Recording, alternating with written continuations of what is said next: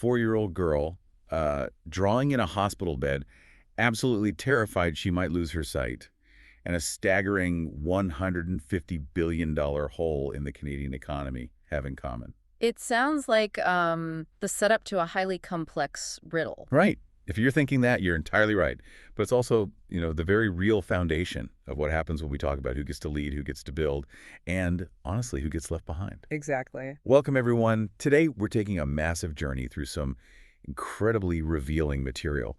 And before we jump in, I should mention that this deep dive is brought to you by Business Link Media Group. It's a really profound connection to make, that riddle, and we've got a phenomenal stack of sources to work through today to, figure it out. Really do. We're looking at the notes, the transcripts, and the raw data presented at the 2026 GNCC International Women's Day Conference in Niagara. Hosted by the Greater Niagara Chamber of Commerce. Right. And this was an entire afternoon squarely focused on leadership, opportunity, and community impact. So the mission for our deep dive today is simple, but it's massive.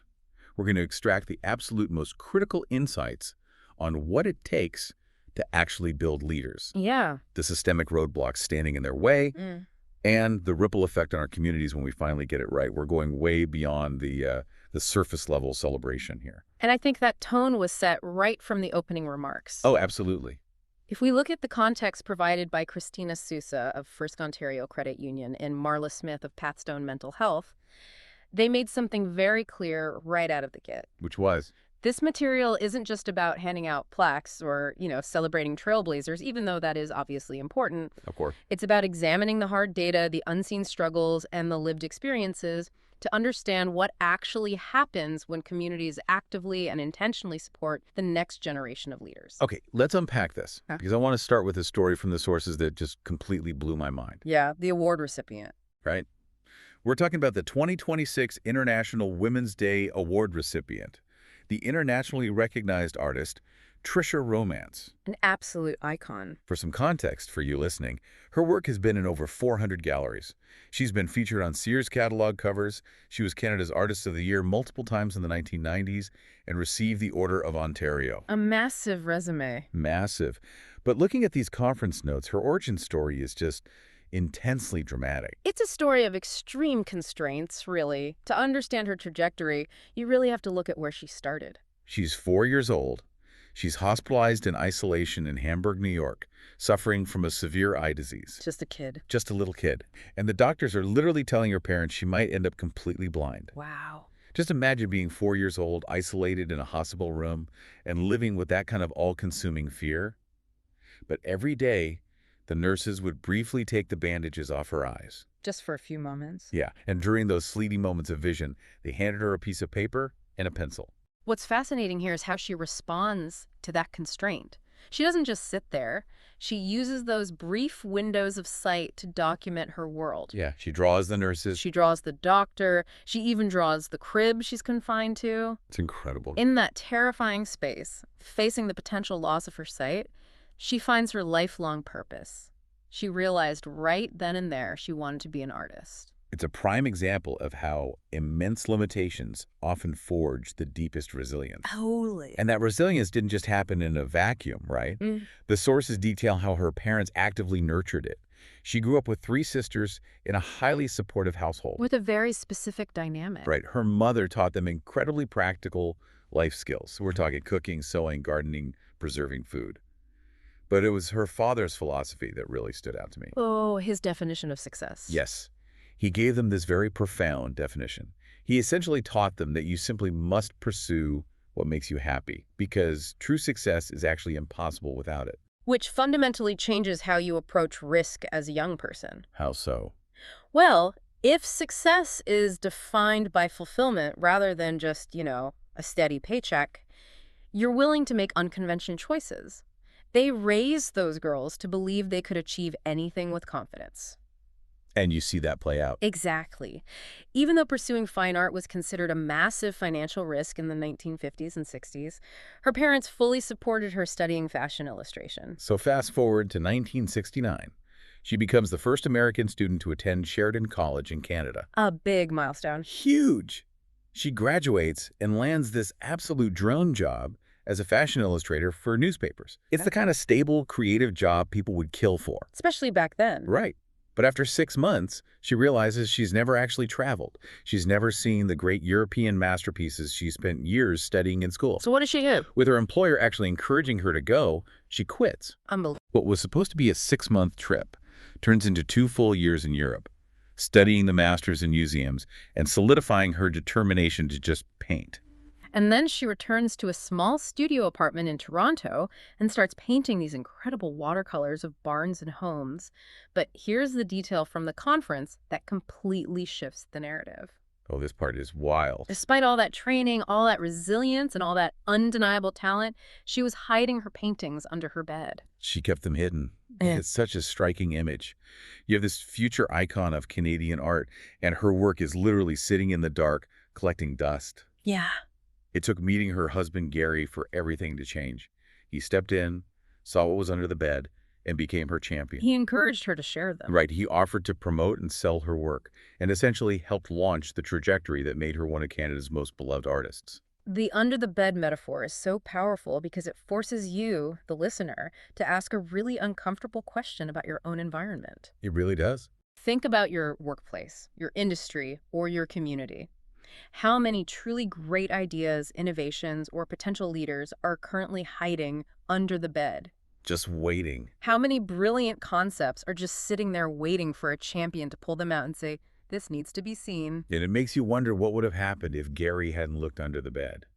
Because once her work was out there, the impact was massive. Beyond just the art. Way beyond. She's used that success for immense philanthropy, creating the Trisha Romance Children's Art Fund, supporting sick kids, funding the Epilepsy Research Fund of Canada. She was even given the inaugural key to the town of Niagara on the Lake in 2024. Exactly. All of that community impact, all of that philanthropy was entirely dependent on her work finally seeing the light of day. Which brings up a critical structural flaw that the conference really honed in on. Okay. Romance had Gary, but systematically relying on the sheer luck of finding a champion is a very fragile economic strategy. That makes sense. If an economy requires individuals to just happen to stumble across the right supportive person to launch an idea, that economy is going to leave an enormous amount of growth on the table. That idea of needing a champion isn't just a heartwarming story about an artist, though. When you look at the keynote address from the conference, delivered by Marwa Abdu, you realize that hiding under the bed is actually a systemic, multi-billion-dollar crisis. Yes. Marwa is the Senior Research Director at the Business Data Lab of the Canadian Chamber of Commerce. And her presentation was all about the missing founders, the missing leaders, and the growth we're leaving behind. Marwa's core thesis requires us to look at the macroeconomic reality. She points out that Canada is currently at an economic crossroads. Productivity growth has slowed down, and overall economic expansion is flattening. But she makes it very clear that the issue here is not a lack of talent. Right. The workforce is highly educated and skilled. The structural issue holding the economy back is a lack of full participation. The numbers she brought to back this up are wild. For instance, right now in Canada, women hold 35.6% of management positions, Which actually puts Canada slightly ahead of the OECD average, which is essentially the benchmark for developed nations. sitting at 33.7%. Yeah, and it's definitely a massive improvement from 1987 when it was just 27%. But then you look at wage inequality. The gender wage gap in Canada sits at 16.1%. That's high. It's significantly higher than that same OECD benchmark average of 11%.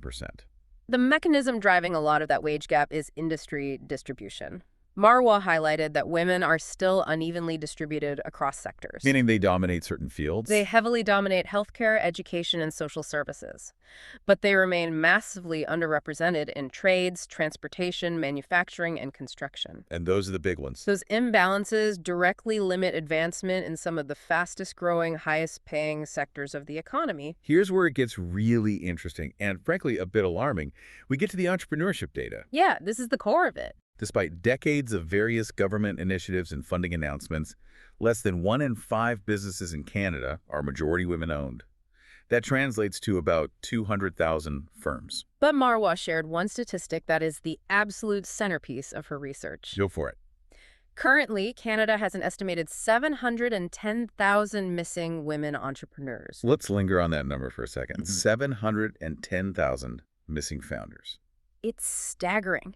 If you're listening to this, imagine the sheer volume of businesses, local services, technological innovations, and job opportunities that simply do not exist. Wait, 710,000, that sounds almost impossibly high.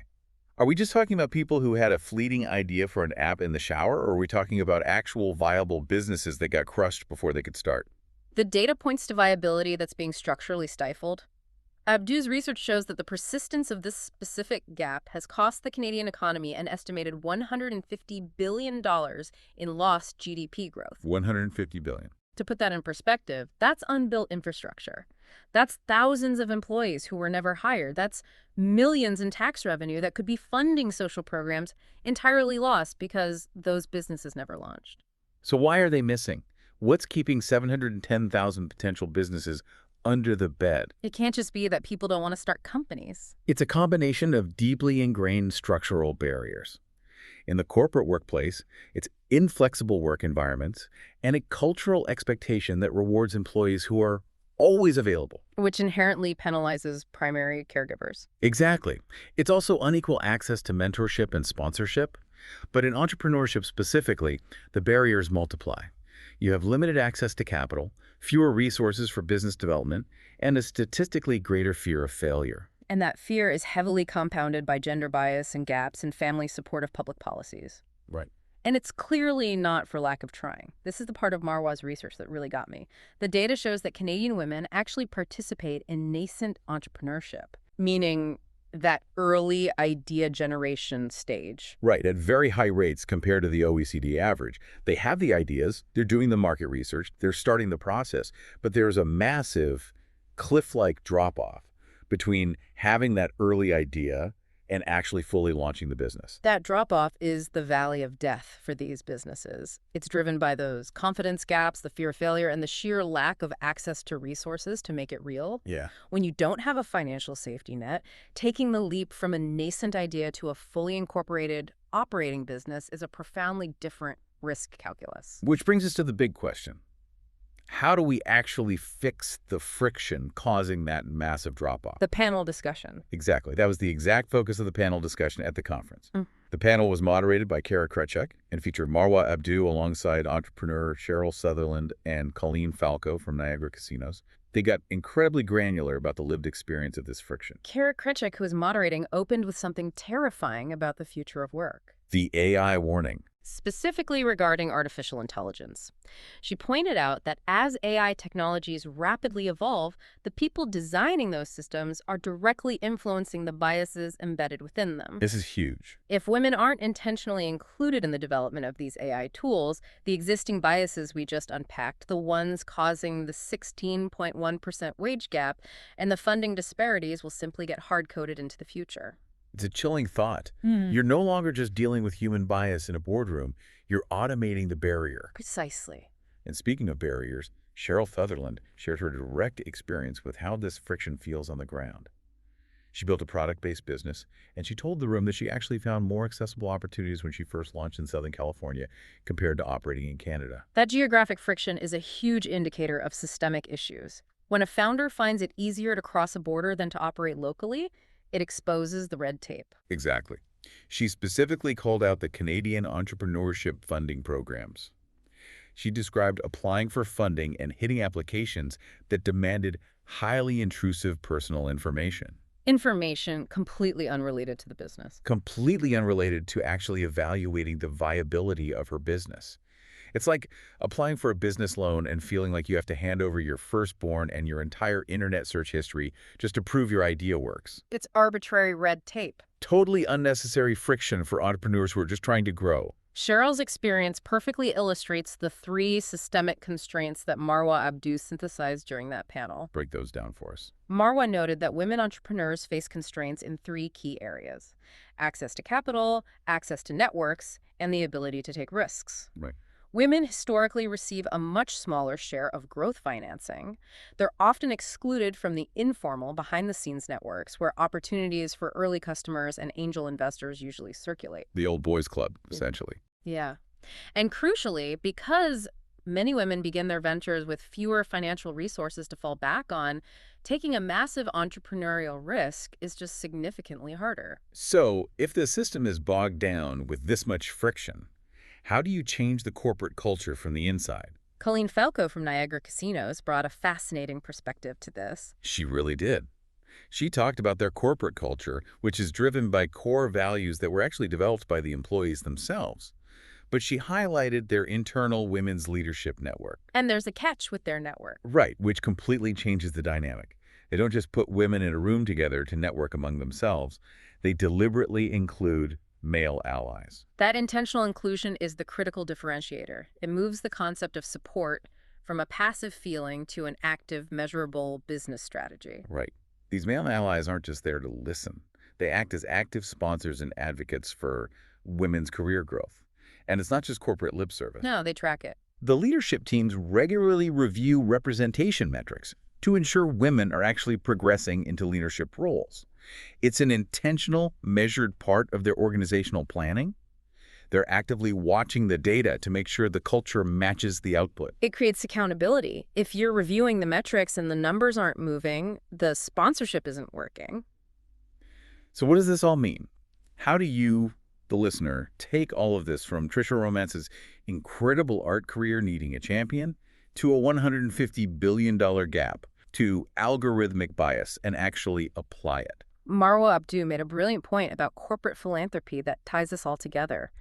When businesses invest in their local communities, when they support mentorship programs and social infrastructure like we saw mentioned with First Ontario and Pathstone Mental Health, it isn't just charity. No. It's a powerful economic signal. Yeah. It demonstrates tangible confidence in the long-term economic potential of a region.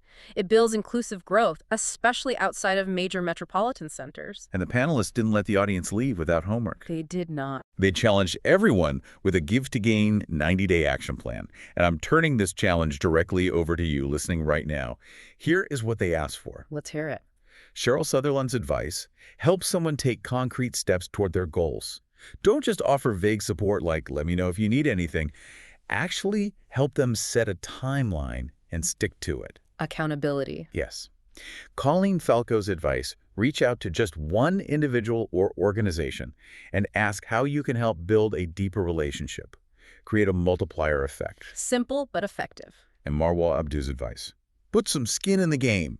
Actually review a business proposal for someone. Open a door to a contact they couldn't reach. Oh. Actively share your professional network. Those are highly practical, immediate steps to become the champion we talked about earlier. That's how you systematically pull someone's work out from under the bed. It really is. And before they wrapped up the afternoon, the panel traded some fantastic, rapid-fire, hard-won business lessons that anyone can use, regardless of their industry. Oh, these were gold. Kara Kretschek reminded everyone of the ultimate golden rule. Cash flow is king. If you're running a business, never take your eye off the cash. Essential. Cheryl Sutherland dropped a tough but entirely necessary truth. Get written contracts and clear agreements in place. Especially, and she heavily emphasized this, especially when you're collaborating with friends. A painful lesson to learn the hard way, for sure. For sure. And Colleen Falco offered a final push on resilience. She encouraged emerging leaders to actively lean into the discomfort of failure. Growth simply doesn't happen when things are easy. It happens when you navigate the new challenges that scare you. It's such a rich collection of insights. We've covered an incredible amount of ground today. We started with a 4-year-old girl in a hospital in Hamburg, finding her lifelong purpose with a pencil and paper, eventually becoming a celebrated artist whose work had to be championed from under a bed. Yeah. We scaled up to Marwa Abdu's jaw-dropping data, the realization that there are 710,000 missing women entrepreneurs in Canada, leaving a $150 billion hole in the economy because of structural barriers. That number still gets me. It's massive. Yeah. And we broke down the actionable steps to fix that friction, from building better networks to embracing male allies to intentionally changing corporate culture. It's a masterclass in how individual support scales into massive economic impact.